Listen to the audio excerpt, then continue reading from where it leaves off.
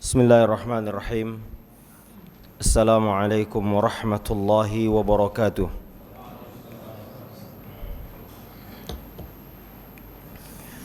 Alhamdulillahi ala ihsanih wa syukru lahu ala taufiqihi wa amtinanih. Ashhadu an la ilaha illallah wahdahu la syarika lah ta'ziman li sya'nih wa ashhadu anna Muhammadan 'abduhu wa rasuluhu الداعي إلى رضوانه صلوات ربي وسلامه وعلى آله وأصحابه وإخوانه أما بعد إخواني في الله وأخواتي في الدين bapak-bapak, ibu-ibu, saudara-saudaraku seiman dan seakidah yang dirahmati Allah Jalla wa'ala. Kita masuk ke bab atau ke kaidah Al-Hadiyatu Asyarah, yakni yang ke-11, adalah sebuah potongan ayat ya dalam surah Thaha ayat 69. Allah Ta'ala menyebutkan sebuah kaidah kehidupan di dalam bermasyarakat dan juga dalam kehidupan pribadi kita, yaitu ayat wala yuflihus sahiru haitsu ata. Wala yuflihu, la ini adalah la an-nafiyah. Yuflihu adalah fi'il mudhari' yang kalau dalam kaidah bahasa Arab, kalau bapak-bapak belajar sedikit bahasa Arab, kalau ada kata la nafiyah disambung dengan fi'il mudhari' present tense ya, maka menunjukkan keumuman ya, bahwa tidak akan mungkin dari sisi manapun ya, itu ya, la yuflihu, tidak akan beruntung. Al-falah dari kata hayya 'alal falah, itu 5 kali sehari muadzin mengumandangkan ajakan untuk meraih al-falah. Al-falah ini di dalam bahasa Arab, dalam hadis atau ayat, maknanya kata para ulama adalah keuntungan di dunia dan di akhirat. Keuntungan atau kemenangan atau kebahagiaan baik di dunia maupun di akhirat. Maka dalam konteks ini Allah Ta'ala mengatakan la yuflihu, bahwa tidak akan beruntung ya, tidak akan menang ya. Siapa? As-sahiru, tukang sihir, min haitsu ata, dari manapun ia datangnya ya. Ayat ini walaupun sebab nuzulnya adalah pada peristiwa tukang sihir Fir'aun dengan Nabi Musa alaihissalam, namun demikian ada kaidah dalam ilmu tafsir bahwa kaidahnya adalah bahwa kita mengambil faedah dari keumuman lafaz ya, bukan dari kekhususan sebab. Jadi sebabnya adalah khusus, yaitu berkaitan dengan ayat ini, berkaitan dengan tukang sihirnya Fir'aun. Tetapi dalam kaidah ilmu tafsir, jika ayat itu ya berlafaz umum, maka dikembalikan kepada keumuman bahwa siapapun tukang sihir, dimanapun, kapanpun, tidak hanya pada zaman Nabi Musa ya, tetapi di semua tempat, di semua waktu, semua kaidah ini bahwa tukang sihir kapanpun, dimanapun ia tidak akan pernah beruntung di dunia apalagi di akhirat. Kaidah ini penting ya ikhwan, karena di negeri kita ini negeri yang masih banyak praktek sihir ya. Apa yang paling banyak dipraktikkan sebentar dulu kita lihat apa istilah sihir itu apa sih Pak? Sahara dari kata etimul lughatan, secara lugha artinya ya sarfus syai' ila wajhi, min wajhi, memalingkan sesuatu dari hakikatnya. Itu secara bahasa. Jadi sesuatu yang batil tetapi kemudian dikemas dalam bentuk seolah-olah itu baik, seolah itu benar, memalingkan hakikat sesuatu yang batil jadi nampak benar. Kira-kira begitu. Nah, secara istilah ya, ya, sihir ini secara istilah seperti pengertian Ibnu Al-Qudama Al-Maqdisi rahimahullahu taala, beliau mengartikan atau mengistilahkan definisi sihir apa? Azimat, atau kalau kita jimat, atau mantra-mantra, ruqyah, atau buhul, sesuatu yang diikat, ya, yang bisa memberi pengaruh terhadap hati dan badan, ya, hati dan jasad. Jadi dua-duanya bisa mempengaruhi hati, orangnya gelisah, orangnya stres, orang merasa tertekan, sempit dadanya, atau bahkan mempengaruhi badannya, sakit pak. Mungkin sakit ini terasa di sini, ya, diperiksa ke dokter nggak ada apa-apa. Ini sihir, ya, bahkan bisa menyebabkan terbunuh, ya, atau bahkan disebutkan di sini bisa memisahkan antara seorang suami dan istri. Ahlus sunnah wal jamaah ya ikhwan meyakini dan ijma' ahlus sunnah bahwa sihir itu ada, real. Tidak seperti golongan sesat Mu'tazilah, dia menafikan, mereka mengingkari adanya sihir. Itu hanya khayalan katanya. Itu hanya permainan sulap saja. Ahlus sunnah meyakini ada dan memiliki pengaruh. Dia bisa mempengaruhi manusia. Jadi benar-benar ada, hakikatnya bisa mencelakakan orang dengan izin Allah. Karena itu Allah Ta'ala katakan dalam surah Al-Baqarah ayat 102, ya, fayata'allamuna minhuma. Jadi Allah Ta'ala menurunkan dua malaikat namanya Haruta wa Maruta, yang kemudian dengan izin Allah diizinkan untuk mengajarkan sihir. Dua malaikat ini. Jadi sihir itu dari mana? Dari dua malaikat ini. Untuk apa? Sebagai ujian. Karena itu sebelum diajarkan kepada manusia dia katakan, innama, sesungguhnya ini jangan kau pelajari, jangan kau ilmukan. Ini hanya fitnah untuk kalian. Nahnu fitnah, kami ini ujian bagi kalian. Jangan kau pelajari dan jangan kau amalkan. Ini bisa menyebabkan kalian kufur. Ya, dengan izin Allah Jalla wa Ala. Kok bisa? Ya, ini kehendak Allah, ala masyiatillah. Sebagaimana Allah menciptakan iblis, Allah menciptakan syaitan untuk ujian bagi kita. Ya, maka fayata'allamuna minhu ma yufarriquna bihi bainal mar'i wa zawji. Kata Allah, maka orang-orang Bani Israel, ini sihir itu bermula dari Bani Israel, orang Yahudi. Oleh karenanya orang yang pernah menyihir Rasulullah SAW siapa pak? Yang tahu namanya siapa? Ada hadiah nggak ini Mas Bayu? Oh nggak, Mas Bayu ya. Siapa nama seorang Yahudi yang pernah menyihir Rasulullah SAW? Namanya Lubaid, ya, Lubaid. Jadi dia menyihir, lalu datanglah Jibril meruqyah Nabi. Kata Aisyah radhiyallahu taala anha bahwa Nabi SAW kana Rasulullah SAW suhira hatta kana yara, ya, annahu ya'ti an-nisaa fala ya'tihinna. Di sini diriwayatkan Aisyah radhiyallahu taala dari Aisyah bahwa Nabi SAW kata beliau pernah disihir. Sehingga apa pak? Bentuk sihirnya beliau, pengaruhnya apa? Seolah-olah ia mendatangi istrinya padahal tidak. Dikhayalkan baginya ia mendatangi istrinya padahal tidak. Ya. Dan ini akhwan tidak mengurangi hakikat kenabian beliau. Sebagaimana beliau ditimpa penyakit. Karena sihir beliau ini hanya berkaitan dengan perkara dunia, tidak sampai masuk ke dalam perkara agama. Beliau hanya dikhayalkan dia mendatangi istrinya padahal tidak. Nah, kemudian datanglah Jibril meruqyah, bismillahi arqika, demi dengan nama Allah aku meruqyahmu wahai Muhammad. Ya, lalu membaca surah apa itu pak? Dua qul muawwidzatain. Ya, lalu Jibril memberitahu bahwa sihirnya dia diikat dengan sebuah ikatan lalu ditaruh di sebuah sumur. Lalu Nabi perintahkan untuk mengambilnya. Sambil membaca setiap satu buhul diikat, dibaca dengan satu ayat. Qul a'udzu birabbil falaq. Sampai 11 ikatan. Setiap satu ikatan dibaca dengan itu. Maka hilang pengaruhnya. Maka itu ya akhi, sihir itu ada.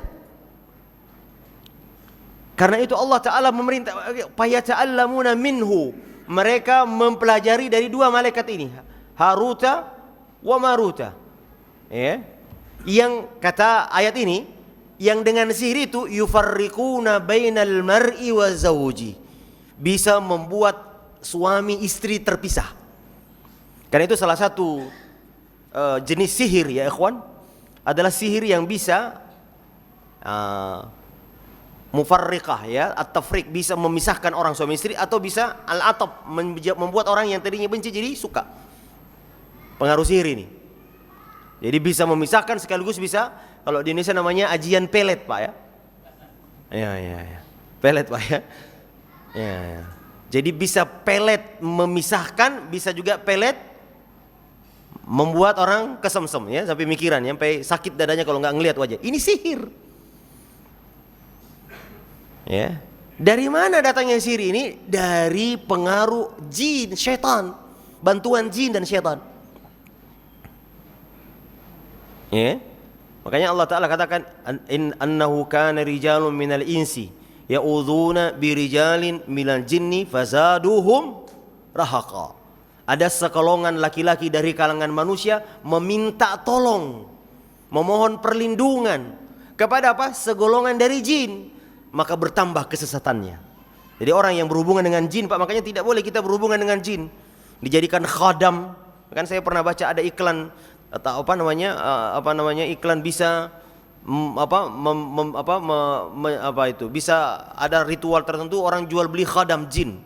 Ngapain jadi khadam jin Pak? Bahkan ada ritual menikah dengan jin. Ini ada di Indonesia, lengkap nih. Indonesia itu Pak subur sekali ini, pasar klinik, pasar sihir Indonesia itu luar biasa Pak, penuh sesak pasarnya. Banyak penjual dan banyak pembelinya, luar biasa. Coba lihat ya, yang paling populer di Indonesia apa Pak? Ajian, samping itu tadi juga ada yang disebut dengan, kalau yang bikin bunuh orang apa namanya itu Pak? Santetnya. Ini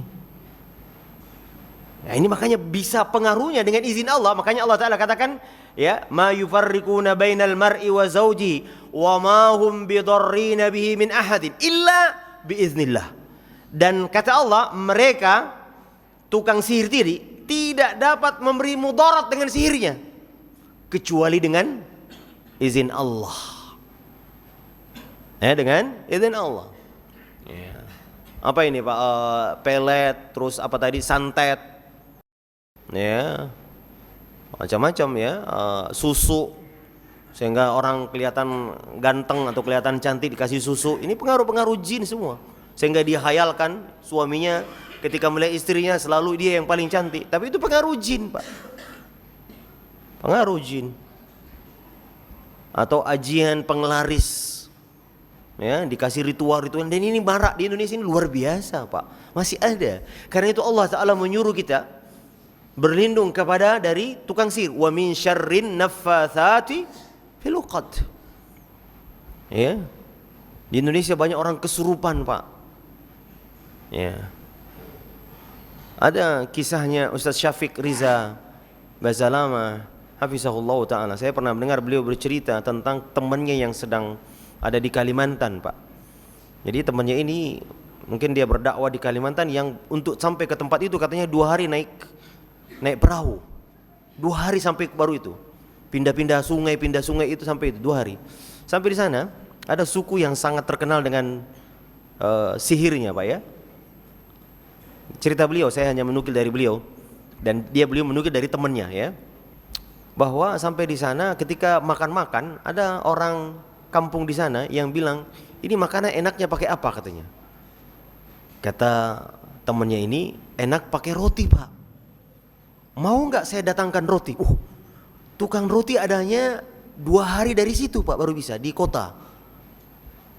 Kalau mau saya datangkan katanya. Kalau mau ikut silahkan. Ya, cuman kalau mau ikut katanya jangan sampai ucapkan bismillah. Kau akan jatuh nanti di tengah hutan. Subhanallah, ini real ya. Maka kata temannya, ya sudah saya nggak ikut katanya. Karena nggak boleh ngucapin bismillah. Lihat, syaitan kan yang takut dengan nama Allah Bapak. Syaitan. Iya.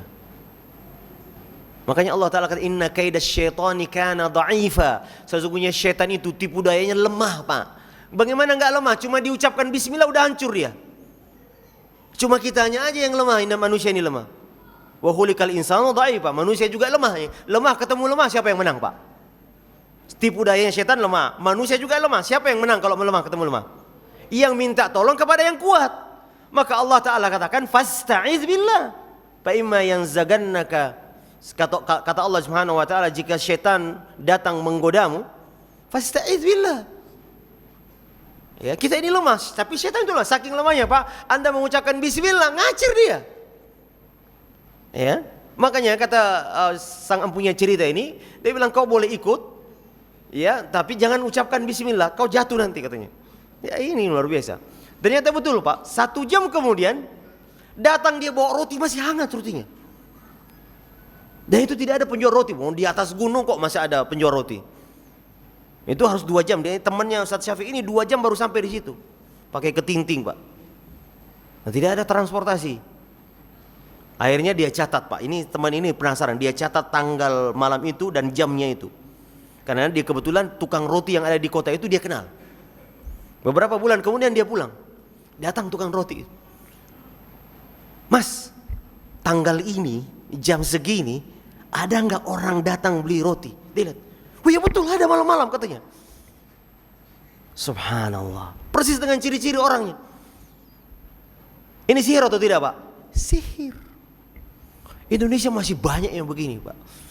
Makanya ini dakwah tauhid harus diperkuat di negeri kita yang mulia ini, negeri yang kita cintai ini. Karena masih banyak orang, Pak, kalau mau mengelariskan toko, mengelariskan bengkelnya, ya, ada masalah, larinya ke quote and quote orang pintar. Mau jadi pejabat, mempertahankan jabatannya, pasti bantuan orang pintar. Nah, orang pintar ini dari mana, Pak? Dari jin. Yang senantiasa ingin manusia ini jatuh kepada kesyirikan. Ya. Nah, ini ya, akhwan. Oleh karenanya, ya, jadi Ahlus Sunnah wal Jamaah meyakini bahwa sihir itu ada, real, Pak, ada. Karena itu kita harus berlindung kepada Allah dari ini. Ada, ya. Dan di Indonesia masih banyak, Pak. Masih banyak, ya. Dan kadang-kadang di Indonesia dikemas dalam bentuk simbol-simbol agama. Tukang sihirnya jenggotan, ya. Tukang sihirnya pakai jubah, ya. Padahal sihir, ya. Sihir bisa menerawang. Nah, makanya Syekh Abdurrahman As-Sa'di rahimahullahu taala mengatakan sihir ini termasuk perbuatan syirik besar, syirik akbar. Ya, karena itu Nabi SAW mengatakan as-sab'ul mubiqat, 7 dosa yang membinasakan. Yang pertama kata beliau syirik, yang kedua kata beliau sihir. Sihir. Ya. Dari sisi apa kesyirikannya? Yang pertama adalah dari sisi karena dalam sihir terdapat unsur meminta tolong dan bergantung kepada selain Allah Jalla wa'ala. Ya. Ya. Meminta tolong kepada selain Allah Subhanahu wa taala. Ya. Makanya minta tolong kepada jin, Pak. Allah Taala berfirman dalam surah Asy-Syu'ara, "Qul hal unabbiukum ala man tanazzala asyayatin." Apakah aku akan beritahu kalian kepada siapa setan turun bekerja sama? Ternyata setan itu, Pak, untuk supaya jualan sihirnya ini laku, dia punya agen, Pak. Agennya siapa? Dukun manusia ini. Makanya setiap dukun pasti ada akad dengan setan, Pak. Ada perjanjian mereka, ada kontrak dengan setan, pasti. Makanya Allah dalam surah Asy-Syu'ara, ya, Allah Ta'ala berfirman, maukah aku beritahu kalian kepada siapa setan itu datang? Ya, kepada siapa? Tanazzalu ala kulli affakin athim. Ia turun kepada setiap siapa? Affak, setiap pendusta lagi banyak dosa. Itulah tukang sihir, Pak. Dukun-dukun ini. Karena itu, Pak, dukun-dukun mana ada yang sholat berjamaah? Mana mau mereka pergi berhaji, Pak? Mana mau mereka baca Quran? Ada. Karena sesungguhnya ia bekerja sama dengan syaitan untuk melariskan jualannya ini. Dan banyak yang membeli, Pak. Dan saya ingatkan, Pak, yang membeli sihir ini bukan hanya orang-orang bodoh, Pak. Ada orang-orang intelek, saya tahu betul, Pak, karena saya banyak jamaah umroh, jamaah haji yang pernah saya bimbing, ngomong pernah begini, artis begini, semua, Pak. Semua mereka berhubungan dengan orang pintar. Orang-orang yang punya jabatan di negeri kita ini punya peliharaan.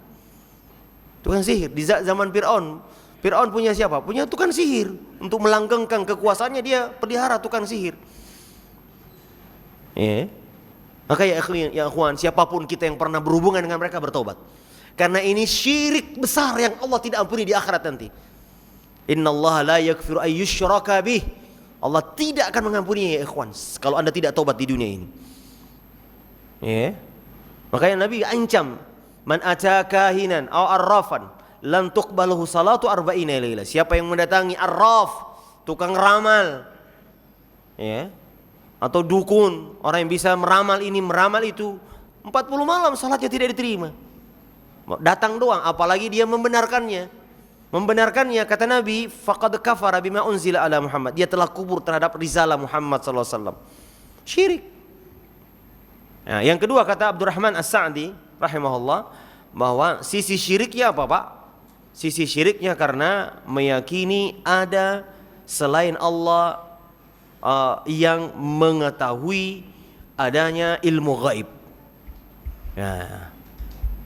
La ya'lamul ghaib illallah, kata Allah, tidak ada yang mengetahui gaib, ke ilmu perkara-perkara gaib kecuali Allah Jalla wa Ala. Ya, bisa nerawang ini, nerawang itu, tahu ini, tahu itu, enggak boleh, Pak. Ya. Dan ini laris, Pak, bahkan di acara-acara TV di negeri kita ini, Pak, acara-acara klinik. Bahkan untuk melihat, perhatikan, Pak, sinetron-sinetron yang berbau klinik laris manis, Pak. Laris manis. Ya, karena itu bawah sadar kita ini masih ada keyakinan, meyakini ada keramat. Coba lihat, yang keramat Indonesia banyak sekali, Pak. Ada pohon keramat, ada apa lagi, Pak? Ada rumah keramat, ada hutan keramat, ada gunung keramat, semua. Ya, sehingga jin ya mempengaruhi kita agar menyembah mereka. Nah, hukum mempelajarinya tidak boleh. Ya, haram mempelajari sihir ini, ilmu kebal, ilmu apa saja ya. Ya. Apa kata Allah Jalla wa Ala, kenapa sihir ini disebutnya wattaba'u ma tatlus syayatina ala mulki Sulaiman wa ma kafara Sulaiman walakinna syayatina kafaru yu'allimuna an-nasa sihr. Kata Allah, dan mereka mengikuti apa yang dibaca oleh setan-setan pada kerajaan Sulaiman ini. Jadi dulu zaman Sulaiman, Pak, para jin-jin itu dipekerjakan oleh Sulaiman. Makanya banyak orang yang menganggap Nabi Sulaiman ini tukang sihir. Padahal tidak. Maka Allah bantah, wa ma kafara Sulaiman. Sulaiman tidak mengajarkan sihir dan dia tidak kufur. Walakinna syayatina kafaru. Tapi setan-setan itu yang kufur. Dari kalimat ini, para ulama mengatakan ini menunjukkan bahwa adanya penisbatan kekufuran, menunjukkan bahwa sihir adalah bagian dari kekufuran. Perbuatan kekufuran. Yu'allimunan nasa sihr. Mereka mengajarkan manusia sihir. Oleh karenanya, ya ikhwan, ya kita betul-betul harus ya bersih, ya Pak ya. Ya, semua hal-hal yang berbau klinik, Pak, kita hindari. Ya. Termasuk di negeri kita ini ada kadang-kadang ritual ini, ritual itu, ya, yang kalau tidak dilakukan ada keyakinan itu akan memberi bahaya kepada kita. Ini semua kesyirikan. Ya. Masuk rumah baru harus ada ini, ada ini, ada ini. Nanti kalau enggak begitu ada keyakinan, nanti ada ya, ada bala gitu ya. Nah, ini ya ikhwan, ya. Ya. Selanjutnya, ya. Bahkan bukan hanya di Indonesia, Pak. Para pengarang buku ini rahimahullah taala menyebutkan bahwa sihir dilakukan di banyak di negeri-negeri muslim, Pak. Iya. Iya. Ya. Kata beliau, tidaklah menakjubkan, bukan mengherankan. Bukan tukang sihirnya yang bisa, bukan, tapi yang mengherankan kata beliau adalah lakinnal ajab min ummatin taqra'u hadzal kitabil azim wa taqra'u ma fihi min ayatin sharihatin wadihatin fit tahdhiri minas sihr wa ahlihi. Ya, yang mengherankan kata beliau adalah orang yang mempraktekkan sihir, adalah orang yang membaca Al-Qur'an ini yang di dalamnya Allah mencelah, ya, Allah mencelah orang-orang yang mempraktikkan sihir. Tapi orang yang membacanya justru, kemarin ya akhwan, ada kisah yang membuat saya kaget sekali. Di antara keluarga kami yang punya teman ya. Ini teman keluarga ini guru agama, Pak. Ya. Punya anak sakit di mana-mana, dia dibawa kemana-mana nggak sembuh-sembuh katanya. Maka tiba-tiba ada yang menawarin pergi ke orang pintar, dibawa pada orang guru agama. Dia mengajarkan ke murid-muridnya tentang bahaya sihir, tapi dia sendiri. Kenapa? Karena dia bilang, saya sudah stres katanya, nggak apa-apa, yang penting anak saya sembuh katanya. Ini guru agama, coba. Ya. Nah, oleh karenanya ya akhi, ini subhanallah, hendaknya kita ya berhati-hati dengan praktek sihir-sihir seperti ini. Nah, bagaimana cara penanggulangannya ya? Ya, atau kita lihat apa jenis-jenis sihir itu banyak sekali disebutkan, Pak ya. Tadi disebutkan juga salah satu jenis sihir tadi apa itu? Memisahkan suami istri, Pak ya. Dan ini bertepatan dengan apa yang disebutkan Nabi SAW, bahwa Nabi SAW mengatakan inna iblis yada'u arsyahu alal ma. Sungguhnya iblis, yakni rajanya setan, itu meletakkan singgasananya di atas air. Wallahu a'lam di mana. Yang menjelas ini ada. Dan setiap hari dia mengutus pasukannya. Ya. Setan yang paling besar fitnahnya kepada anak-anak, dialah yang paling dekat kedudukannya dengan iblis ini. Setiap hari ada lapor, fa'altu kaza, aku begini, aku begini. Setan hanya iblis, raja setan mengatakan, "Ma sana'ata syekh." Kau belum apa-apa. Ya, tapi jika ada setan yang datang melaporkan kepada raja bahwa saya telah memisahkan seorang suami dan istrinya, maka setan mengatakan, "Ni'ma anta." Good job. Bagus. Ini baru keren katanya. Nah, karena itu ya akhwan ya. Ya, bahaya sekali ini. Ini pekerjaan yang paling disenangi setan adalah merusak rumah tangga. Merusak rumah tangga. Iya. Taib ya akhwan. Nah, apalagi di samping itu, di antara jenis-jenis sihir ya Pak ya, dalam bentuk khayalan ya.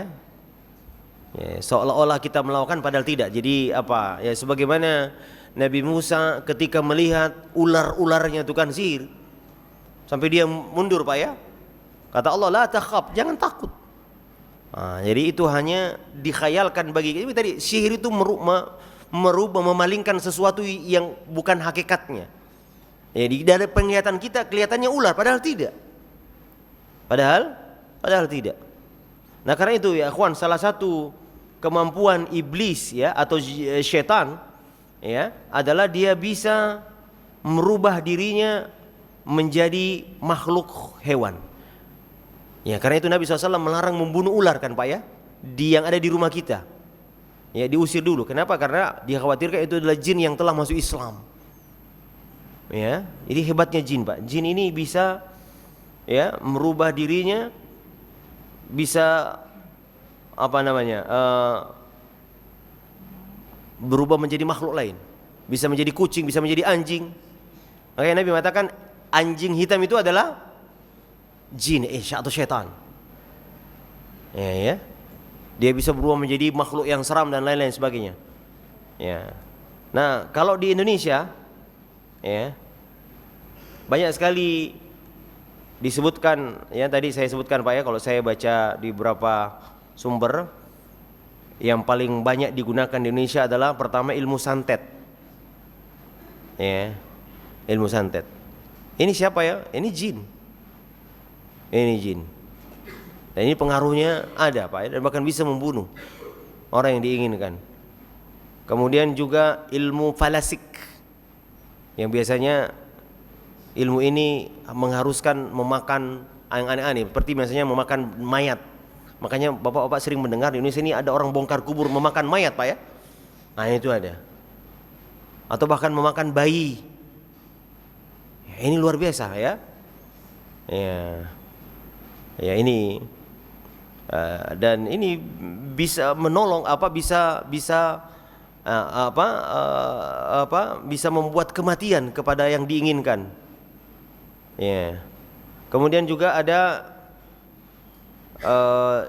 ilmu yang paling sering diinginkan adalah ilmu pelet, ajian ilmu pemikat dan lain-lain sebagainya. Ini banyak sekali kalau kita mau ini. Nah, itu masih banyak diperhatikan di Indonesia. Nah, oleh karena ya ikhwani rahimani wa rahimakumullah, ya, hendaknya kita betul-betul ya memperkuat tauhid kita kepada Allah Jalla wa Ala. Karena hanya tauhid yang bisa membentengi kita dari pengaruh sihir ini. Ya, hanya ilmu tauhid yang bisa membentengi kita dari pengaruh sihir ini.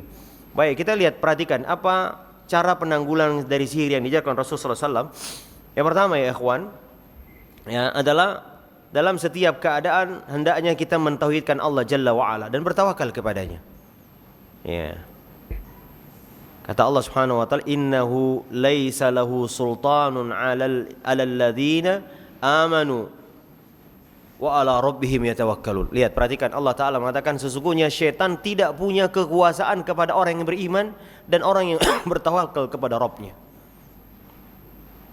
Ya, karena itu ya akhi, ibadah tawakal adalah buah dari tauhid. Ya. Karena itu ketika Nabi SAW berangkat perang Hunain, sebagian sahabat yang belum baik tauhidnya karena baru masuk Islam setelah pembukaan Mekah, melewati sebuah pohon yang biasa digunakan orang-orang jahiliyah untuk mengisi pedangnya, namanya pohon itu Zatu Anwat. Nah, jadi mereka itu meyakini pohon ini punya keramat. Jadi kalau mau pedangnya punya khasiat, ditaruh di situ, digantung di situ. Besok kemudian kita ambil, pedangnya sudah punya isi. Jadi pohonnya keramat katanya. Maka melewati, ini lagi mau perang, ini pasukan Islam. Ketika melewati itu, mereka mengatakan, "Ya Rasulullah, ij'al lana Zatu Anwat." Bikinkan kami pohon sama dengan pohon itu. Nabi mengatakan, "Allahu Akbar.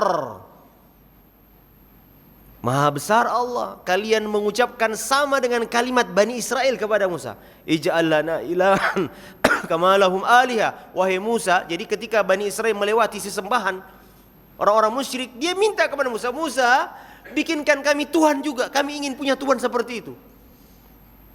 Sama seperti itu. Maka apa yang terjadi, akhi? Kacau balau perang Hunain itu, Pak. Pasukannya 10.000, terbesar selama Rasulullah memimpin perang. Enggak pernah Nabi memimpin perang sebanyak itu. Maka banyak muncul di dada sebagian kaum muslimin merasa percaya kepada diri mereka karena banyaknya mereka. Bukan kepercayaan Allah ini, bukan tawakal kepada Allah. Lan nughlabal yaum, tidak ada yang bisa mengalahkan kami. Dan lihat apa yang terjadi, dada mereka kosong dari tauhid. Sebagian mereka percaya kepada pohon keramat, Pak. Maka ya akhwan, saya sampaikan pada pertemuan yang lalu, kata Ibnu Taimiyah, kalau musuh Islam berhasil mengalahkan kaum muslimin bukan karena musuh yang hebat, karena dosa kaum muslimin. Dosa kita apa? Dosa syirik. Sehingga kita lemah, sehingga mereka berani kepada kita. Ya akhi, bagaimana kita mau melawan musuh-musuh agama ini sekarang? Sebagian kaum muslimin masih sering menggantungkan hatinya kepada selain Allah. Kalau ada masalah lari ke orang pintar, bukan kepada Allah Jalla wa'ala. Lari ke kuburan. Gimana tuh? Saya beberapa kali ke Baitul Maqdis ya. Di sana kita ada travel ya Pak, di keliling-keliling ya Pak. Di situ banyak sekali ada diajak kita ke makam Nabi ini, makam Nabi itu. Saya larang jamaah, Pak, jangan Pak, ini hanya ini. Jamaah kita diajak, ada guide kita di situ, suruh berdoa. Saya bilang enggak boleh. Jadi masih banyak, ada kuburannya Rabi'ah al-Adawiyah, ada wallahu alam apakah benar-benar kuburannya, tapi yang jelas itu ada kini, ada itu. Bagaimana kita kaum muslimin kalau tauhidnya belum benar ya akhi? Maka kalau antum perhatikan, musuh Islam menguasai kaum muslimin bukan karena mereka hebat, kita ini yang tauhidnya ya belum kuat. Ya. Nah, oleh karenanya apa yang merusak tauhid? Ya ini salah satunya sihir, Pak. Praktek sihir merajalela. Seandainya Nabi, lihat ya akhi, Nabi tidak minta tolong, tidak pernah minta tolong kepada jin. Nabi tidak kebal. Dalam perang Uhud, Nabi pakai baju perang 2 lapis ya ikhwan. 2 lapis tuh. Di Indonesia marah ilmu kebal. Yang gini, apa dia ini? Iya kan ya? Iya. Nabi tidak kebal. Kalau ada orang yang harus kebal, sesungguhnya Nabi dan para sahabat harus kebal. Kenapa? Dia berperang. Tapi bahkan Nabi terluka di perang Uhud. Nabi terluka ya akhi, berdarah, mengucur darahnya. Nabi kita yang mulia. Bahkan Nabi terkadang kalah dalam perang, Pak. Karena itu dia tidak tahu perkara gaib. Seandainya Nabi tahu perkara gaib, dia katakan, ya akhwan, wahai kaum muslimin, jangan perang. Saya melihat masa depan bahwa kita akan kalah, jangan perang. Nggak, Nabi perang. Dan Nabi kalah kadang-kadang. Tidak selalu menang. Nah, ini dia. Jadi menguatkan tauhid kita. Karena Allah Ta'ala kata, innahu laisa lahu sultan 'alal ladzina amanu. Tidak punya kekuasaan. Makanya antum perhatikan Pak, orang yang berhubungan dengan ilmu ini atau berhubungan dengan praktek ini, biasanya mereka yang nggak pernah ngaji, Pak. Nggak pernah belajar tauhid, nggak pernah duduk di majelis ilmu. Sehingga Bapak dadanya kosong dari tauhid kepada Allah Jalla. Mereka tidak mengenal Allah Jalla wa ala. Wa ala rabbihim yatawakkalun, dan tidak punya kekuasaan kepada mereka yang bertawakal kepada Allah Jalla wa ala. Selanjutnya, jadi menguatkan tauhid Pak ya. Kata Syekh As-Sa'di rahimahullah dalam tafsirnya Taisirur Rahman ketika menafsirkan ayat ini, An-Nahl ayat 99 100 tadi Pak. Kata beliau, sesungguhnya setan tidak memiliki kekuatan untuk mempengaruhi orang-orang yang beriman dan bertawakal Rabbnya semata, yang meyakini bahwa tidak ada sekutu baginya. Maka Allah Subhanahu wa taala membela orang-orang mukmin yang bertawakal kepadanya dari setiap kejelekan. Makanya Nabi Musa ketika Bani Israel sudah ketakutan, Fir'aun dan pasukannya sudah datang, mereka sudah melihat, inna lamudrakun, Musa kita akan tersusul ini. Kata Nabi Musa, kalla inna ma'iya rabbi sayahdin.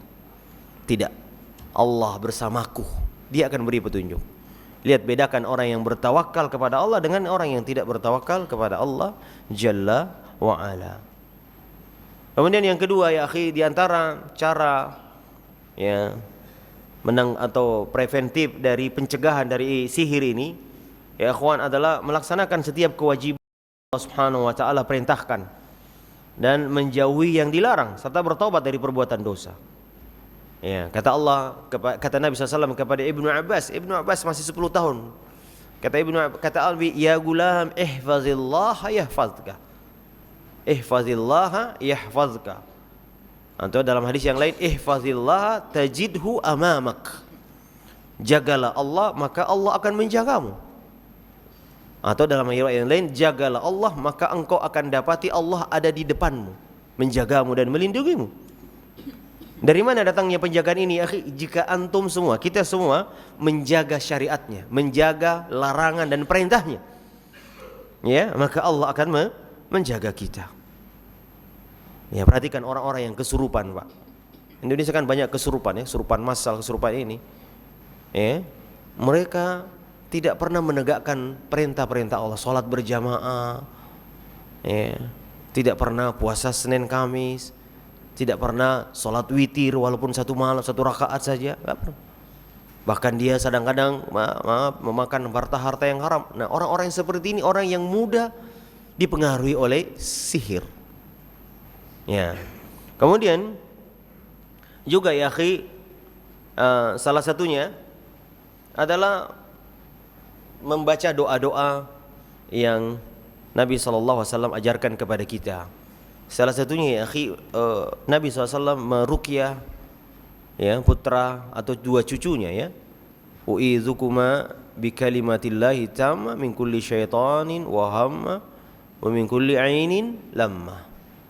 Jadi akhwan, bapak-bapak yang punya anak ya, bacakan doa ini kepada anak-anak kita, putra-putri kita. Khususnya ya ikhwan, Nabi SAW menyuruh kita menahan anak-anak kita pada saat maghrib. Kupu sibyanakum, tahan anakmu di waktu maghrib sampai isya, karena syaitan berkeliaran. Saya ingat Pak ya, waktu kita kecil Pak ya, dulu Kalau saya lihat, perhatikan, ini generasi pemuda tempo dulu semua ya. Ya, ya. Kita ini generasi terbaik Pak, karena kita masih main yang tradisional, terus tiba-tiba sekarang bisa ya, ya apa namanya? Kita ini generasi trans, ya, ya. Sampai macam-macam kita bisa mengenal laptop ya. Dulu nggak ada hard disk dulu ya, atau ketik ini. Subhanallah, ini luar biasa. Maka Nabi SAW mengatakan, kufu sibyanakum, tahan anakmu di waktu maghrib, karena syaitan berkeliaran. Seandainya engkau lihat apa yang kulihat, kalian tidak ada berani yang keluar. Ya, antara maghrib dan isya. Banyak berzikir Pak. Kemudian Bapak, tolong kalau masuk ke rumah bacalah bismillah. Kata Nabi, siapa yang masuk rumahnya dia baca bismillah, maka syaitan tidak akan bisa masuk. Dia akan berkata kepada temannya, la mabita lakum, tidak ada tempat menginap. Terutama bapak-bapak. Kalau bapak-bapak yang pulang keluar masuk rumah, Pak, kita masuk ya, assalamualaikum, bismillah. Ya. Nabi SAW mengatakan, tutup pintu rumahmu dengan bismillah.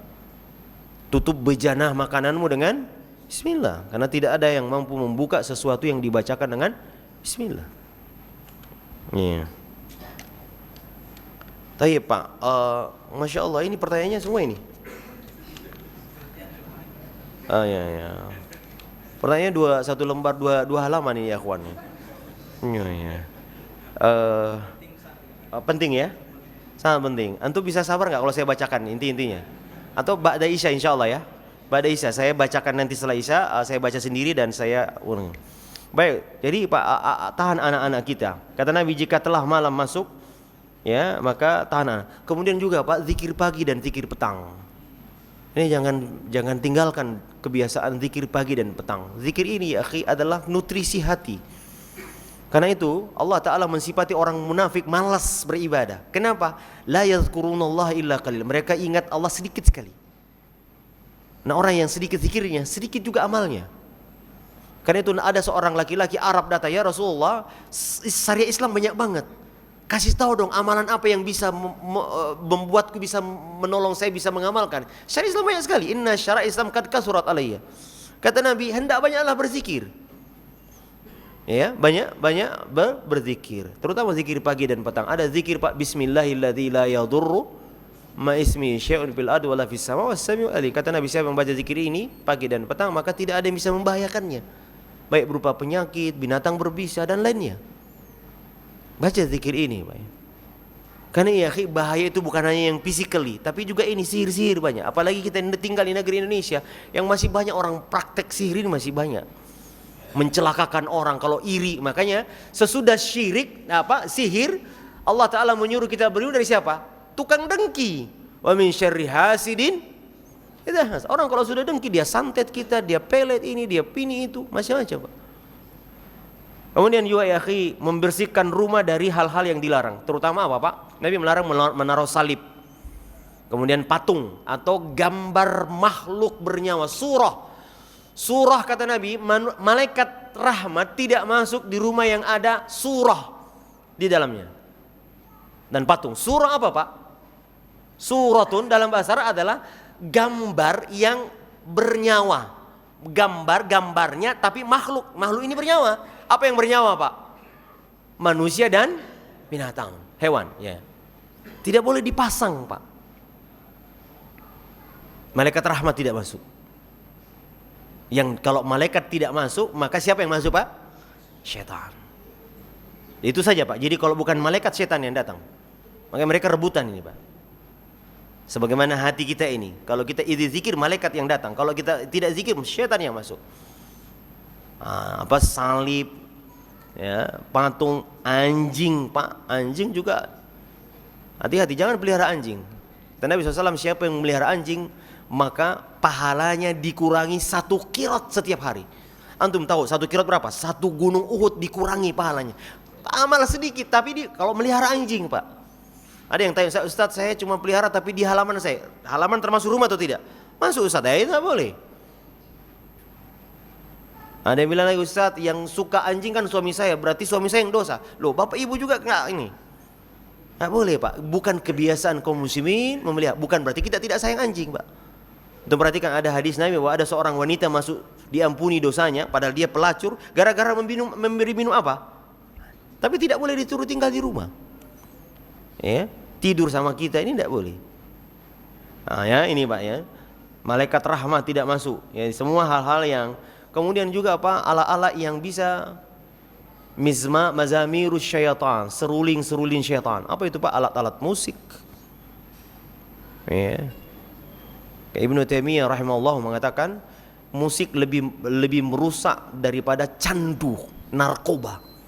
Kalau narkoba merusak badan, kalau musik merusak hati. Karena itu beliau mengatakan penyanyi itu muazzinnya syaitan. Ya. Dan nyanyian itu kata beliau ruqyaz zina, mantranya zina. Wal iyadzu billah. Pelan-pelan ya Pak ya, pelan-pelan. Kita mulai ya Pak ya, pelan-pelan ini. Ya, tapi ini hadis Pak ya. Ini hadis. Ya. Jangan beralasan Ustadz kan ada yang membolehkan. Memang ada yang membolehkan, satu orang yang membolehkan, Ibnu Hazm membolehkan, tapi yang dibolehkan musik yang ketat sekali. Tapi mau dikemanakan ribuan ulama yang mengharamkan. Kata para ulama, siapa yang suka mengambil pendapat yang ringan-ringan dari setiap pendapat, maka dia telah tergelincir orang ini. Semua yang diamalkan pendapat yang ringan, yang meringankan semua ya. Kan ada yang membolehkan, kan yang membolehkan. Ya itulah orang yang tergelincir. Nah ini akhwan ya. Kemudian Nabi mengatakan rumah kita harus banyak baca Quran. La taj'alu buyutakum maqabira. Jangan jadikan kuburan rumahmu seperti kuburan. Ya, kata Nabi SAW, innasyaitanu ya yamfiru minal baitil ladzi tuqra'u fihi suratul Baqarah. Sesungguhnya syaitan ya lari dari rumah yang dibacakan surah Al-Baqarah di dalamnya. Makanya akhirnya mulai sekarang Pak, apartemen kita bacakan surah Al-Baqarah sendiri Pak, jangan manggil Ustadz Ibrahim. Ya, orang Indonesia kan biasanya Pak segala sesuatu diserahkan ke Ustadz. Ya, jadi banyak calo-calo agama di negeri kita ini ya. Semua Pak doain Pak, nanti saya bayar Pak, ini tolong doain saya, doain ini. Dia sendiri gak berdoa. Yang harus saya pernah mentalkinkan orang Pak, Ustaz tolong talkinkan orang tua kami. Saya datang, anaknya lagi main domino di depan Pak. Saya lantuk, ini Ustaz aja yang katanya, ini bukan anaknya, ada keluarganya lah. Bayangkan Pak, ini anak orang tuanya sudah sakarat, anaknya sebagian keluarganya masih main, masih bergembira. Padahal ini yang ya, sebetulnya anaknya yang paling berhak. Maka bacakan sendiri Pak rumah kita. Kemudian Pak, jadikan rumahmu bagian sholatmu. Jadikan bagian sholatmu di rumahmu. Bapak, ini sunnah. Kalau Bapak dekat rumahnya, apalagi yang di atas. Ini apa nih di atas ini?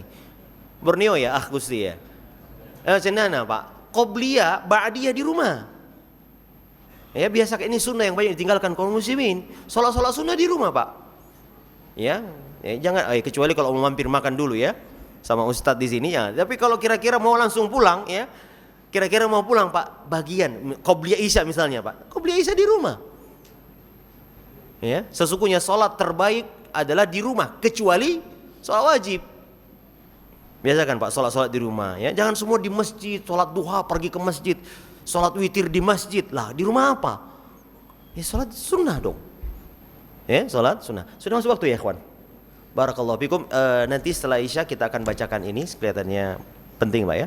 Sallallahu ala nabiyyina wa ala alihi wa sahbihi wa sallam wa akhiru da'wana anil hamdulillahi rabbil alamin. Bismillahirrahmanirrahim. Assalamualaikum warahmatullahi wabarakatuh.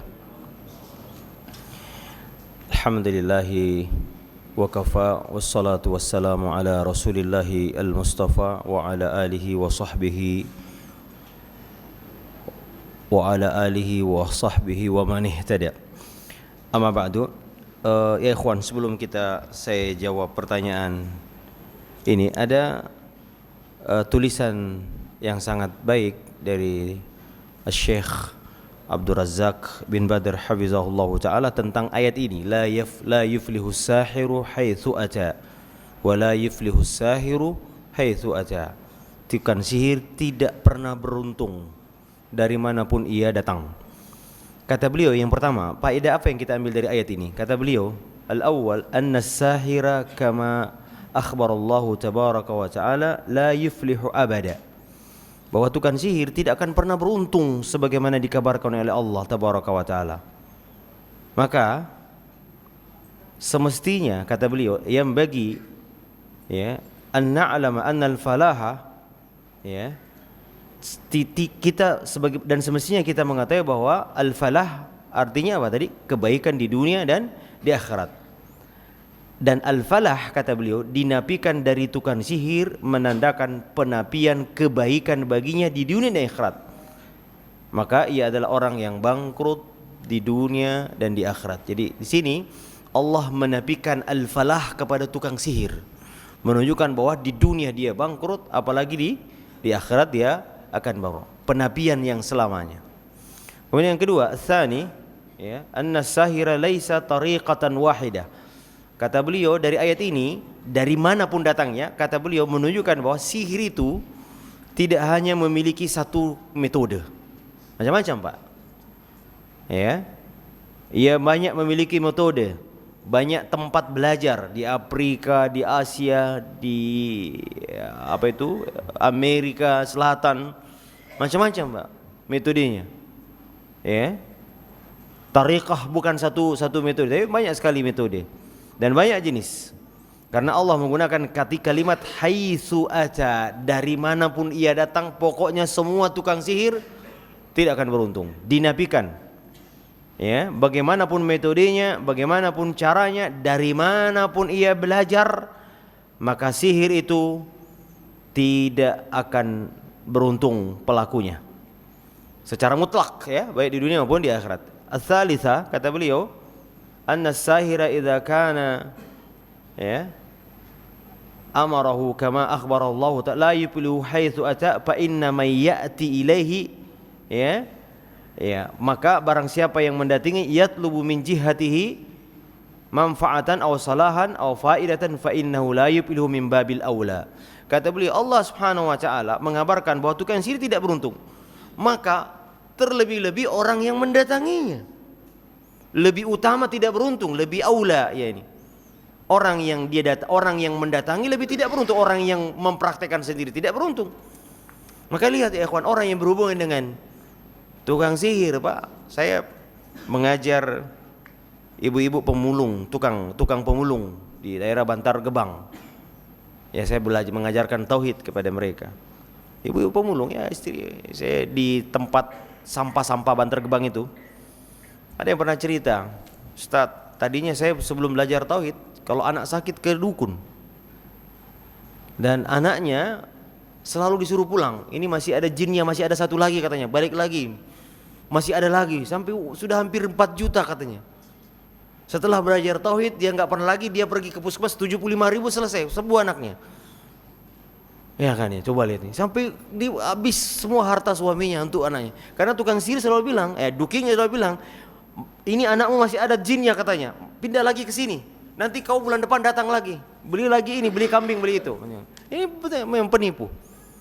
Afakin azim. Alhamdulillah banyak sekarang yang sudah dipenjara oleh polisi, Pak, ya. Alhamdulillah. Sekarang makanya di Indonesia ini mulai tukang sihir ini, dukun-dukun sudah mulai gulung tikar. Sudah banyak yang tutup, ya, karena sudah banyak duduk di majelis ilmu. Alhamdulillah. Jadi mereka sudah banyak yang berdoa. Saya habis lihat, untuk perhatikan di masjid-masjid di Jakarta ini, antara azan qomat semua banyak yang berdoa begini, masya Allah, Pak. Nggak ada lagi yang lari ke dukun. Alhamdulillah. Tapi masih banyak, Pak, jangan ya, masih banyak porsinya. Kemudian yang keempat, ya, kata beliau, ya, bahwa batilnya nusyrah, butlanun nusyrah. Ya, ini apa itu nusyrah? Meminta apa namanya ini? Menghilangkan sihir dengan sihir. Ya, Ustaz, bagaimana? Keburu anak saya itu kan sihir.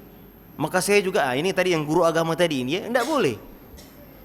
Ya, tidaklah mungkin Allah mengobati penyakit dengan sesuatu yang haram, Pak. Likulli da'in dawa. Kata Nabi, setiap penyakit ada obatnya, dan Allah tidak mungkin mendatangkan obat dari yang diharamkan Allah Jalla wa'ala. Tidak mungkin khamar jadi obat. Ya. Maka tidak boleh, Pak, menghilangkan sihir dengan tukang sihir. Makanya, Pak, saya pernah didapati ada ibu-ibu yang bawa ke dukun katanya, dukunnya nyerah. Bawa ke tempat lain katanya, saya nyerah. Rupanya mungkin jinnya tuh dukun ini, ya, jin yang masuk ke pasiennya lebih besar daripada jinnya dukun ini. Maka dia bilang jangan, saya nyerah, pergi ke yang lain. Ya. Kalau dia meruqyah, kan katanya dia ustadz katanya. Kalau saya bilang kalau ustadz harusnya dia nggak nyerah. Ya dia nyerah katanya, cari tukang ruqyah yang lain Pak, saya nggak sanggup, ini jinnya terlalu besar. Ya boleh jin dengan jin. Karena apa? Karena Nabi mengatakan hiya min amali syaitan. Ya, termasuk perbuatan syaitan. Nah, ya, tidak boleh Pak pergi tukang sihir walaupun kedatangannya untuk menghilangkan sihir yang menimpanya. Enggak boleh Pak ya. Kemudian yang selanjutnya kata Syekh Abdul Razak Al-Khamisah an-sahira, bahwa sesungguhnya jika diketahui tukang sihir itu tidak akan beruntung, ya, maka orang yang mendatanginya juga akan merugi dan tidak akan beruntung, walaupun tujuannya menghilangkan sihir lain yang menimpanya. Ya, ini juga ya. Subhanallah. Karena terkadang tukang sihir Pak menyembuhkan penyakit biasa yang orang tersebut, namun ia menjerumuskannya kepada musibah yang lebih besar, yaitu apa? Kufur kepada Allah. Dia sembuhkan penyakitnya tapi banyak syaratnya Pak. Coba syarat-syaratnya biasanya apa Pak? Syaratnya adalah pengagungan kepada jinnya. Suruh menyembeli, suruh apa, ini macam-macam. Jadi penyakit sembuh tapi kita akan masuk ke dalam lingkaran yang kita tidak bisa keluar darinya. Kalau tidak anakmu nanti sakit lagi katanya. Waduh, gimana nih? Ya, makanya jangan datangi sama sekali. Kemudian keenam, kata beliau, ayat ini memperkuat hati mukmin. Anna hadhil ayat tuqawwi fi qalbil mu'min at-tawakkul 'ala Allah wa thiqah. Ayat ini, setelah kita baca ayat ini, setelah kita pelajari ayat ini, ikhwan, apa pelajaran dari kata beliau? Hafizahullah, bahwa menguatkan hati setiap orang mukmin agar senantiasa yakin hanya kepada Allah, bertawakal hanya kepada Allah, trustnya kepada Allah Jalla wa Ala. Ya, bukan kepada yang lain. Kenapa? Karena Allah Ta'ala katakan tukang sihir tidak akan beruntung. Kenapa Anda datangi orang yang bangkrut Pak? Anda kalau lagi rugi dari sisi ekonomi, jangan datangi orang yang sama-sama bangkrut. Datanglah kepada yang maha kaya, Allah Jalla wa Ala. Itu ya Pak ya. Ya, karena Allah Ta'ala katakan wa ma hum bidarrina bihi min ahadin illa biiznillah. Tidaklah dia bisa memberi bahaya kecuali dengan izin Allah Subhanahu wa Ta'ala. Selanjutnya ketujuh, as-sabi annal falaha, bahwa keberuntungan dan ketinggian hanya bisa didapatkan orang yang beriman. Pemahaman ini diambil dari perkataan penyihir ketika mereka mengatakan wa qad aflahal yauma man ista'la. Tukang sihir ketika sudah bertekuk lutut di depan Musa, dia bilang apa? Beruntunglah hari ini orang yang tinggi derajatnya. Ya, ini orang yang meninggikan Allah Jalla wa Ala. Ya. Ya. Allah tidak meridai keberuntungan kecuali kepada orang yang beriman. Ya, qad aflahal mu'minun, kata Allah dalam surah Mu'minun, sungguh telah beruntung orang beriman. Karena itu setelah memerintahkan Nabi Musa untuk melemparkan tongkat yang ia pegang untuk melawan, ya ikhwan, antum tahu berapa tukang sihirnya Firaun? Disebutkan di sini Pak, kurang lebih ada yang mengatakan 70.000 tukang sihir berkumpul. Bayangkan ya. Orang kita dua dukun aja udah gemeteran kita Pak ya. Ini Musa, pantas Musa agak takut sedikit ya. Ya, takutnya dari Musa, takut yang tabiat. Allah Ta'ala la takhaf. Ya. Maka setelah memerintahkan Nabi Musa untuk melemparkan tongkat yang ia pegang, maka Allah Ta'ala wa alqi ma fi yadaika ma fi yaminika. Ya. Wahai Musa, lemparkan apa yang di tangan kananmu. Sehingga apa? Akan menelan apa yang mereka perbuat. Talqab ma sana'u. Innama sana'u kaidu sahirin wa la yufidu saru haitsu. Sesungguhnya apa yang mereka perbuat hanya kaidun, tipuan sihir. Dan tukang sihir tidak akan pernah beruntung. Kemudian selanjutnya, hukum yang Allah sebutkan dalam ayat ini berlaku untuk semua tukang sihir di semua zaman. Ya. Karena ada tadi kaidah disebutkan bahwa hukum tidak hanya berlaku pada sebab turunnya, tapi jika lafaznya umum berarti seluruh kaidah berlaku dimanapun, ya. Tidak hanya tukang sihirnya Firaun, ya. Semua tukang sihir di setiap zaman, di setiap tempat, ya. Ya. Kemudian selanjutnya ikhwan, pelajaran dari ayat ini ke-9, pentingnya mempelajari kisah perjalanan para nabi alaihi salatu wassalam.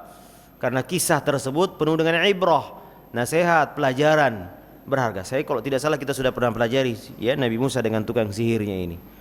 Ya. Kemudian yang ke-10 yang terakhir kata beliau, ayat ini adalah ayat untuk menguatkan tawakal kita kepada Allah Subhanahu wa taala. Karena Allah Taala mengatakan, "Wa may yatawakkal 'ala Allah fa huwa hasbuh." Siapa yang bertawakal kepada Allah Jalla wa ala, maka Allah yang akan mencukupinya. Allah juga berfirman, "Alaisallahu bikafin 'abdi." Bukankah Allah yang akan memberi kecukupan kepada hambanya? Ini ya ikhwan, mudah-mudahan ada manfaatnya. Kita coba, antum bisa sabar Pak ya. Masya Allah, ini luar biasa pertanyaannya. Jazakallah khairan Ustaz sudah memberi tausiah. Saya ingin bertanya dan memohon saran atas soal rumah tangga saya. 2 tahun lalu setelah suami saya naik jabatan di kantor, dia mulai berubah tidak perhatian. Ya. Suka dan jarang pulang ke rumah. Lama-lama malam tidak pulang. Ya. Beberapa bulan kemudian kami sekeluarga mengetahui telah memiliki Will, ya, wanita idaman lain. Saya shock, kecewa, sedih, sakit hati. Tapi saya tidak marah kepada suami saya. Saya introspeksi diri, mungkin sebagai istri saya belum baik. Saya meminta maaf dan memaafkan suami saya. Tapi suami saya malah semakin menjadi-jadi dan tidak pernah pulang ke rumah sama sekali. Saya menghubungi suami saya meminta maaf dan memintanya untuk melepaskan suami saya. Kami sudah memiliki 2 anak, 1 putra dan 1 putri, tetapi wanita itu malah marah-marah.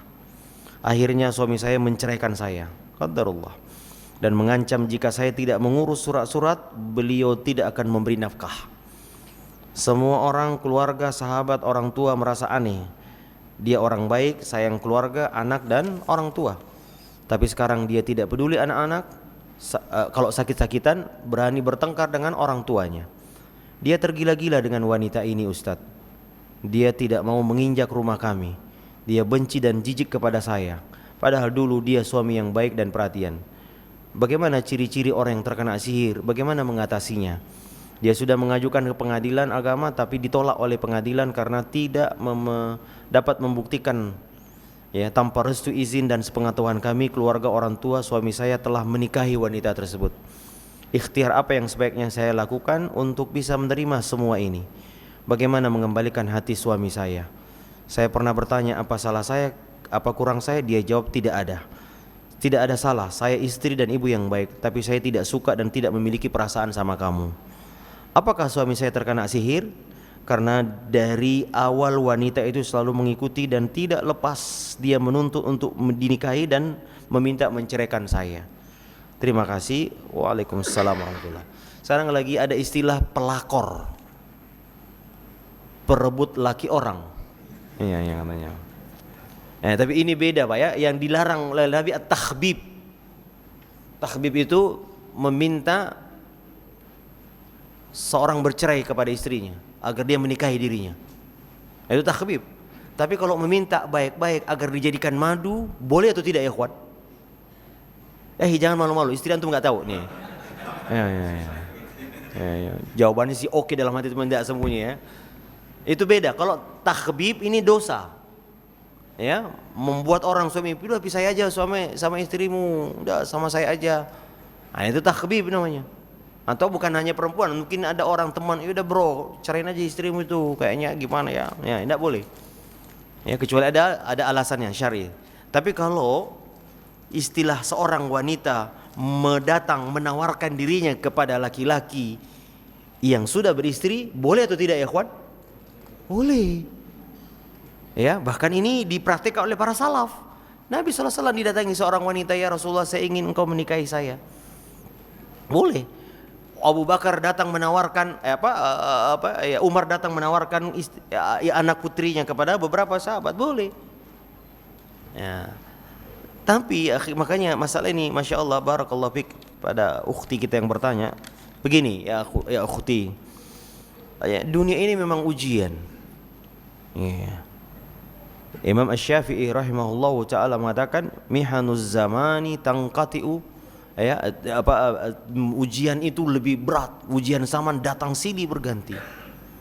Ya, ta'ti la tanqati wa sururuha ya'ti kal a'yad, dan masa senangnya hanya seperti datang hari raya. Laqad khalaqnal insana fi kabad. Anti harus tahu bahwa hidup ini memang ujian. Maka ya akhi, ya ukhti, ya, kalau memang ini adalah ujian bagi anda, hendaknya bersabar. Ya, bukankah seorang laki-laki boleh menikahi satu kalau memang Allah takdirkan suami anti harus menikah lagi, dan ini yang terbaik daripada dia berzina. Ya. Tapi ini kelihatannya sudah terlanjur salah dari awal, ya. Harus menyikapi, dia berdoa kepada Allah, ya Allah, kalau memang ini engkau takdirkan saya harus punya madu, maka beri kesabaran kepada saya. Tidak boleh menolak poligami. Berarti antui menuduh istri-istri Nabi wanita yang tidak baik. Istri Nabi adalah wanita-wanita terbaik, dan mereka rela dimadu. Ya.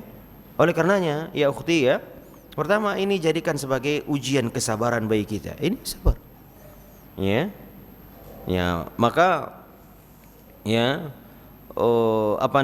kalau anti bertanya apakah suami saya penyain, ya memang ada ciri-cirinya nampaknya, karena disebutkan dalam banyak riwayat, ya Pak, ya. Ada, ya, tadi sihir yang bisa memisahkan suami istri. Ya, ciri-cirinya apa, Pak? Ya, berubah tiba-tiba tanpa ada cuaca, tiba-tiba berubah. Ya, tidak ada akar, tidak ada asap, tiba-tiba berubah. Kemudian ada keraguan, tiba-tiba ragu-ragu, ya, antara suami istri. Kemudian membesarkan perselisihan paham walaupun penyebabnya kecil. Kemudian pandangan yang buruk suami terhadap istrinya dan sebaliknya, ya, sehingga seorang suami melihat istrinya sangat jijik, walaupun di mata orang istrinya adalah sangat cantik, ya, itu dia.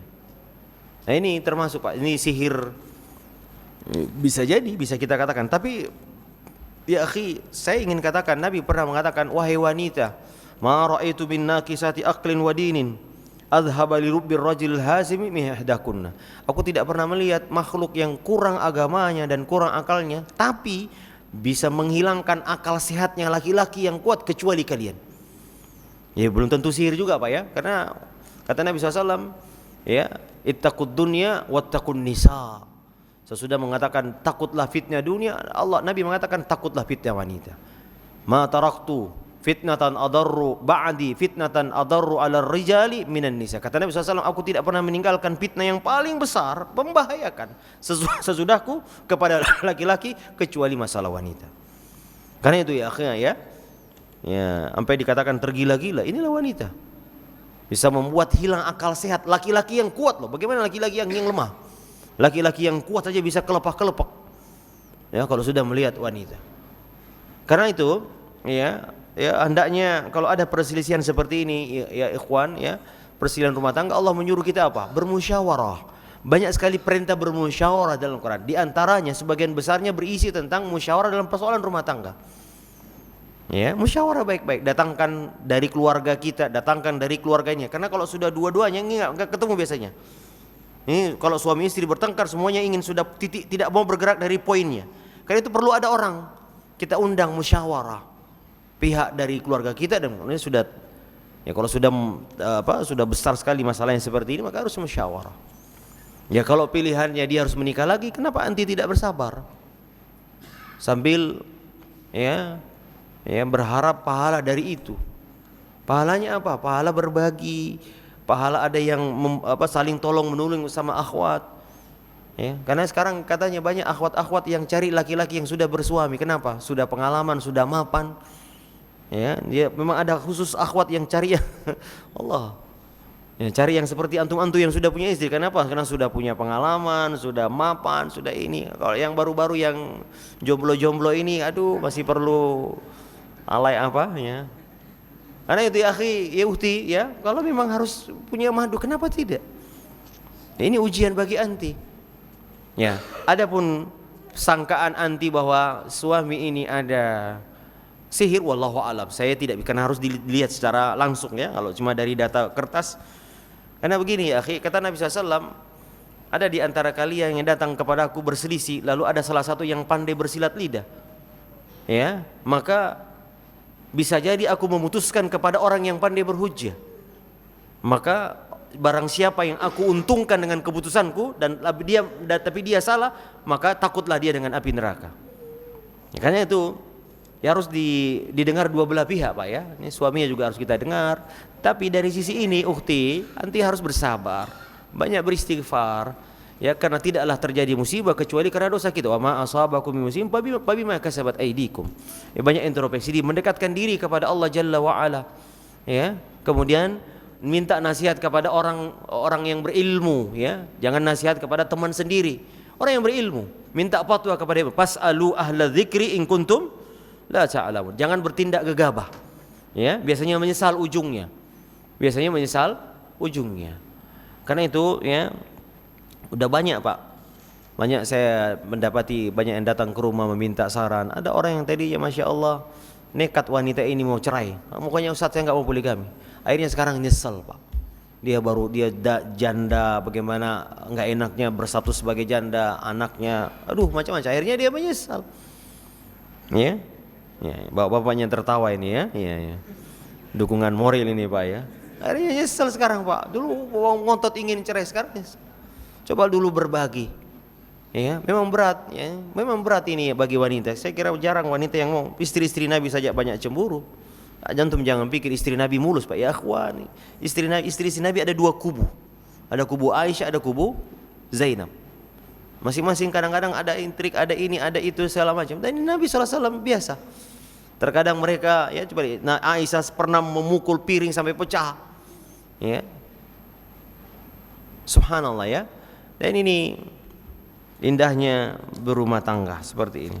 Ya jelas, ingatlah ya akhwati, ya, ini tadi bagaimana syaitan berusaha. Kenapa, ya? Rumah tangga adalah pusat kebaikan.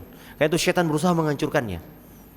Karena Nabi SAW, idza tazawwajal ab faqad kammula nisfad din. Seorang kalau sudah menikah, dia telah menyempurnakan setengah agamanya. Bayangkan, setengah agama ada pada pernikahan. Maka syaitan mau menghancurkan setengah ini. Nah, orang kalau sudah hancur rumah tangganya, di mana dia mau bahagia? Susah mendapatkan kebahagiaan. Karena itu, ya akhi, jaga rumah tangga antum semua, ya. Karena rumah tangga adalah pusat kebaikan kita. Karena Nabi SAW mengatakan man najat, ditanya apa itu keselamatan, Nabi mengatakan 3 keselamatan. Pertama, amsik alaika lisanuk, tahan lidahmu. Kemudian apa? Waliyasa'aka baituk, hendaklah rumahmu terasa lapang untukmu. Karena rumah itu, Pak, adalah tempat kita banyak beribadah. Benteng dari fitnah, benteng dari dosa, itu rumah. Karena itu dalam hadis Ibnu Khuzaimah rahimahullah ta'ala, beliau meriwayatkan hadis bahwa Nabi SAW mengatakan sedekat-dekat seorang wanita dengan robnya kapan? Di mana? Di rumahnya. Hijab wanita terbaik itu di rumahnya, Pak. Jangan biarkan istri antum bekerja. Ya, kalau antum masih bisa mencari nafkah, jangan biarkan istri antum tidak boleh. Antum nanti jadi laki-laki dayus, Pak. Istri antum di kantor bekerja kiri kanan, cipika-cipiki dengan laki-laki yang bukan mahramnya. Ya. Karena itu Nabi mengatakan sedekat-dekat seorang wanita dengan robnya ketika dia ada di rumahnya. Karena itu dalam Al-Quran Allah perintahkan wanita untuk banyak di rumah. Wa qarna fi bayyitukunna. Tinggal di rumahmu kalian wahai wanita. Wala tabarrujna tabarrujai. Jangan keluar rumah berhias gitu. Karena di rumah wanita bisa aman. Karena itu ibu pertahankan rumah tangga. Rumah tangga ini benteng iman kita. Di zaman fitnah Nabi mengatakan orang yang tinggal di rumahnya lebih baik daripada yang keluar di rumahnya. Ya. Banyak di rumah kita, waliyasa'aka baituka, kata Nabi, hendaklah rumah kita lapang, tinggal di rumah, banyak mengaji, banyak nuntut ilmu. Sekarang di rumah kita bisa nonton TV sunnah, ya, macam-macam di rumah kita daripada keluar rumah, banyak dosa. Wallahu taala a'la. Kita bantu doa, ya, ukhti kita ini, semoga Allah taala beri jalan keluar. Jadi untuk memastikan ini dia terkena sihir harus kita lihat, Pak, ya. Ya, harus kita tidak, tapi anti harus berdoa, banyak-banyak berdoa kepada Allah Jalla wa Ala agar anti diberi jalan keluar dari Allah Subhanahu wa taala. Wa may yattaqillah yaj'alhu makhraja. Saya kira cukup, ya ikhwan. Sallallahu ala nabiyyina wa ala alihi wa sahbihi wasallam wa akhiru da'wana anil hamdulillahi rabbil alamin. Subhanakallahumma bihamdika asyhadu an la ilaha illa anta astaghfiruka wa atubu ilaik.